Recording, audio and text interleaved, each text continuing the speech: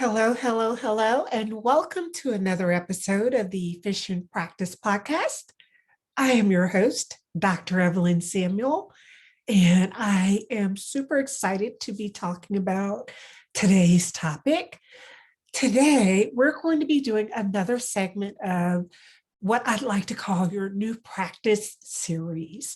So let's say you've just opened a new practice and you're super excited, or you're thinking, what next? You've been dreaming about doing this forever and ever and ever. And now the doors have opened, and you suddenly realize that you have a whole slew of responsibilities that you didn't know about prior to being an owner, such as hiring a team, you're dealing with patients, dealing with insurance, scheduling, and so forth and so on. So, what we want to do in this new practice series is just really hit on those systems that help to make your practice run effectively and efficiently, and they will help you to be more productive, more profitable, and just decrease the whole level of stress. Because let's face it, running a dental practice and owning a business can be rather stressful, but there are some things that you can do that can alleviate or eliminate that stress and make it a peaceful environment in the environment that you've always dreamed of. So, today we're going to be talking about your purpose. On the last episode, we talked about vision. And I said in that episode that vision in the beginning is one of the most important things that you can do as the doctor. So you want to be proactive with your practice. You don't want to be reactive, as in essence, reacting to things as they happen. So the doctor creates the vision for the practice. Now, once that vision is set, it is up to you as the leader of the practice to convey that to your team members. So you are supposed to have the leadership ability to delegate and let the team members know what your vision for this practice is going to be, and to see that these things are happening. And once you have this vision in place and you've communicated that to your team members, you're going to work on your purpose. And your purpose is something that you will work on with your team members. And it actually can be a rather fun exercise to do. Now, whenever I'm thinking about purpose, I think of something very simple. I think of three questions. And I use this when I speak to groups, whether it be high school students or college students or dental students or dentists in general. I talk about knowing your purpose. So in this situation, it's knowing the purpose of your practice. And I use three questions. Who are we? What do we do? And who do we do it for? So it's interesting. I heard those three questions years and years ago.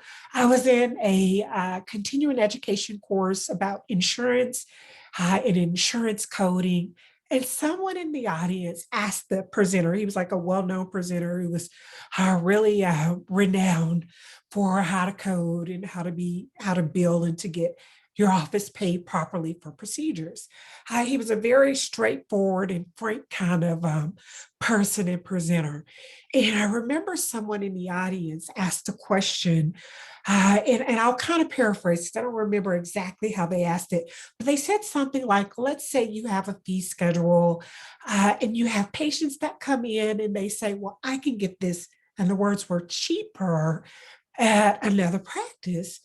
And this presenter's words at that time were, well, if somebody is going down the street to get a filling or whatever procedure it is that they're getting done for $5 less, then they don't know who you are, what you do, and who you do it for.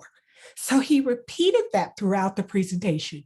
If they're going to go somewhere and get something for $25 or $50 cheaper, they don't know who you are, what you do, and who you do it for.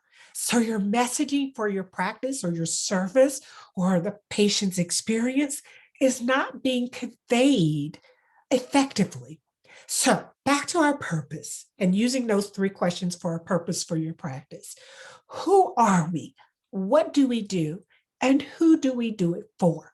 I suggest you do this exercise in a team meeting and you come together with your team members And you just sit there and you brainstorm and you ask the question, who are we?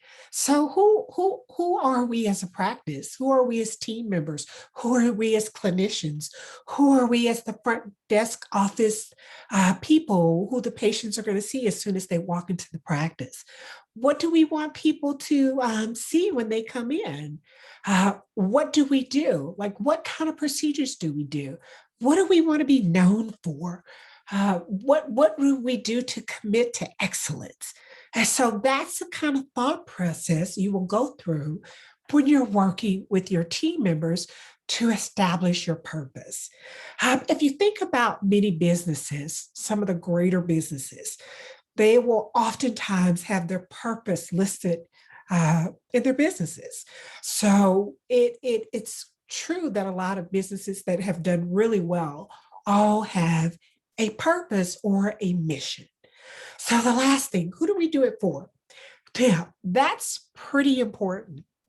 It's all important, but the reason I say that that is important is because you want to do quality services or whatever services you want to do for people who appreciate the services that you are doing. So when I say appreciate what you're doing, granted, the patients are the most important people in our offices, and we appreciate our patients. But by that same token, you want your patients to appreciate you and your team members, your office, the services that you're giving them, and have a level of respect for what you do as well. So, in order to know the patients that you're going to provide these great services for, you need to sit down with your team members and do this exercise for your purpose. Now, I remember the first purpose that I wrote together with my team, and I have it here. I'm going to read it. So it was simply, it is our purpose at this office to provide quality dental services, to educate patients on the importance of oral health, and to give patients beautiful smiles that they can be confident about. We exist to serve our patients. When we adhere to our standards, we know that all else will fall into place. Our efforts and treatment will exceed the expectation of those that seek us. We work in a highly professional and profitable atmosphere and enjoy treating our valued patients. We will go above and beyond the norm for people who want, value, and appreciate our services. So I just thought it would be good to kind of read that. As you can see, we wanted to provide quality care for our patients. We exist to serve our patients because that's what we're there for. But we also listed in our purpose that we were in a professional environment. Your environment can be any kind of environment you want it to be. If you're a practice that likes to have fun, you can be a fun environment. If you're a practice that's more reserved and professional, like my practice was, then that's fine too. It's whatever floats your boat. So we were in a more reserved kind of practice. We'll refer to everybody as Mr., Mrs., Doctor, Judge, whatever their salutation was, until such time they invited us to say something different.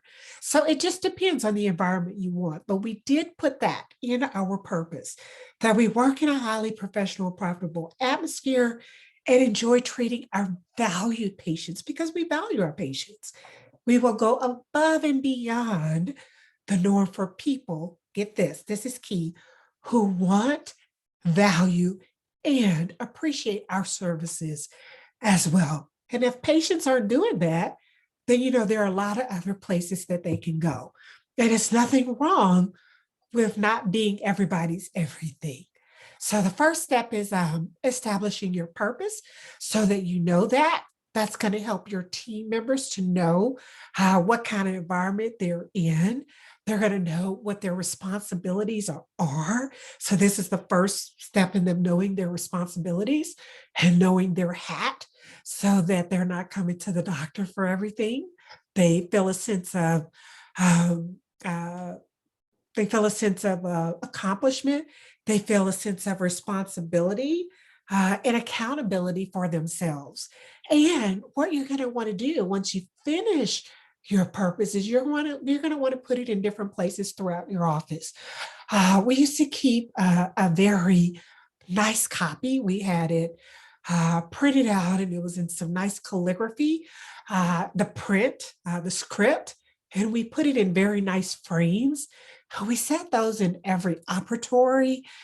When the patients came into the office, at the reception desk, we also had a beautiful framed copy at the front, at the front desk. And you can put these in different places. You can put it in the patient restroom. You can also put it on your social media so that people know what your purpose or your mission is, so they know what to expect when they come to your practice.